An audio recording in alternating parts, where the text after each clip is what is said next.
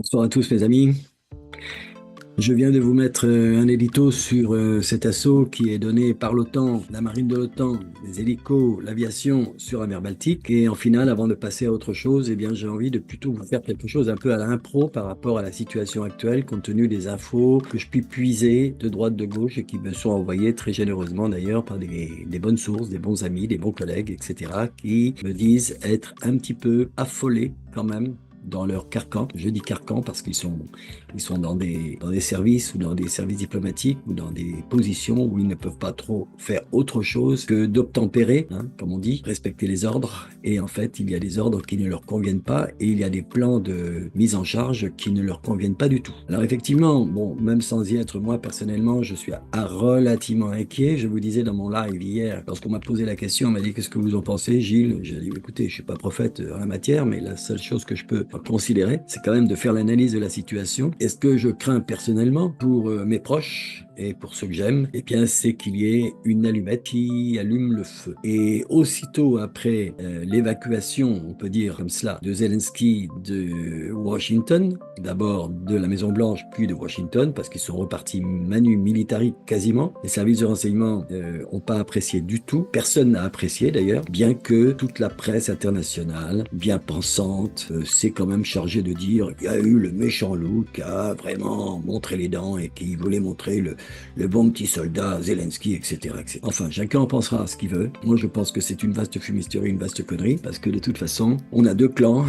On a l'intérêt des Américains qui est de clore cette guerre, de la terminer. Il a beau jeu, Trump, effectivement, de dire que Biden, c'est lui qui a poussé à la roue, etc. Bon, enfin, ils y avaient été quand même pour quelque chose, que ce soit Obama ou même Trump à un moment donné, pour ces avancées de petits pas sur l'Ukraine dans le temps. Bon, maintenant, il a beau jeu de dire, moi, je veux faire la paix, je suis un homme de paix, voilà, etc. Il y a surtout une situation qu'il veut contrôler de façon à, en regardant plutôt vers la Chine et en délaissant l'Europe, qui n'est plus ni moins qu'une union de pays qui fonctionne sur une économie, mais qui ne sont pas du tout une force armée. On ne peut pas parler de la défense européenne, elle n'existe pas. Et vous avez des abrutis qui ce soir disaient, oui, oui, il faut absolument rentrer dans une économie de guerre, en pensant peut-être que ce serait ce principe-là qui remettrait un peu l'état des finances françaises en jeu d'une façon plus positive. C'est complètement con, c'est complètement idiot, c'est des abrutis, c'est des gens qui comptent pas. Et n'oubliez pas que vous avez les Polonais, les Allemands et les Italiens qui ont déclaré officiellement ensemble à la sortie de leurs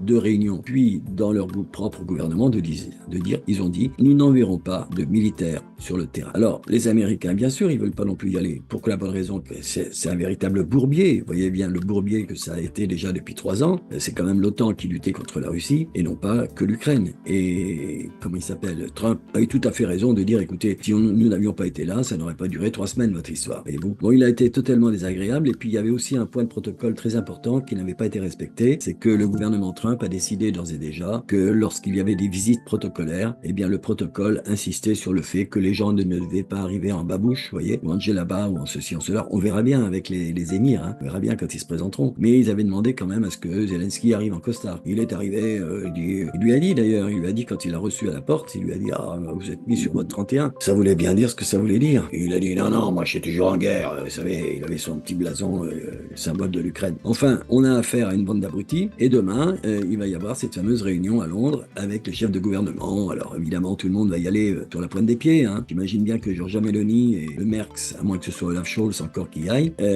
vont y aller quand même sur la pointe des pieds. Le Douda polonais, pareil. Et puis les autres vont se pointer ou vont pas se pointer, peu importe. Il y en a bien qui vont pas y aller du tout. Mais quoi qu'il en soit, on est vraiment dans des rodomontades. On est vraiment dans des gonflages de muscles absolument ridicules qui vont se dégonfler comme des ballons de baudruche, à mon sens. Mais n'empêche que tout ça, ça emmerde le monde parce que on sait pas ce vers quoi on peut aller. En 1939, ça s'est passé comme ça au mois de septembre, hein. J'y vais pas, non, oui, ben on va déclencher la guerre. Voilà. De toute façon, ça va durer 15 jours. Mais ce qui est emmerdant un petit peu, moi je m'adresse à tous les pères et les mères de famille qui ont des enfants de 18 à 26 ans et qui sont des garçons déjà principalement, mais les filles, pourquoi pas? Vous voyez bien qu'en Ukraine, ils ont envoyé tout le monde.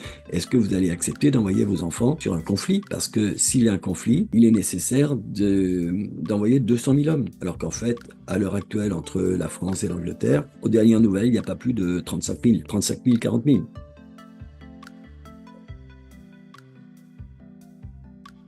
Donc écoutez, je déconseille à tout le monde de s'engager là-dedans. Et puis surtout, je conseille à tout le monde, le cas échéant, mais il faut que les familles et les enfants descendent dans la rue en disant non, non, on veut pas de guerre, allez vous faire foutre. Allez vous faire foutre. Il faut vraiment manifester. Si on n'a pas manifesté pour l'essence à 1,42 ou à 1,48 ou 2 euros après l'histoire des Gilets jaunes, là, il faut manifester comme ça pour virer ces gouvernements. Quoi qu'il en soit, il y a le sénateur Graham qui a dit qu'il fallait absolument arrêter, arrêté avec menottes au poignet Zelensky. À l'Assemblée à Kiev, on parle de l'arrêter également ou de le destituer. C'est chaud quand même pour lui. Vous voyez d'ailleurs, il rentre pas en Ukraine pour l'instant. Il va quémander un petit peu au 10 Downing Street, voir Stormer, un autre enfoiré qui a laissé violer des milliers de jeunes filles par des Pakistanais pendant des années. Vous voyez, c'est vraiment un monde absolument interlope, un monde glauque qui gouverne tout cela.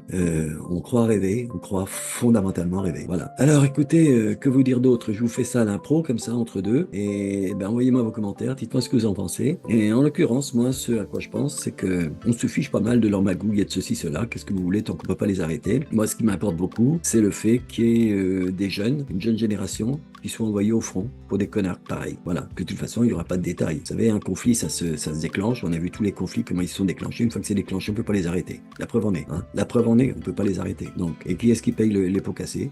C'est toujours les pauvres gens, c'est toujours les pauvres types. C'est mon arrière-grand-père, mon grand-père, mon père et moi aussi, parfois, vous voyez. Alors, non, il n'est pas question de ça. Voilà. Eh ben, écoutez, je vous souhaite un bon visionnage.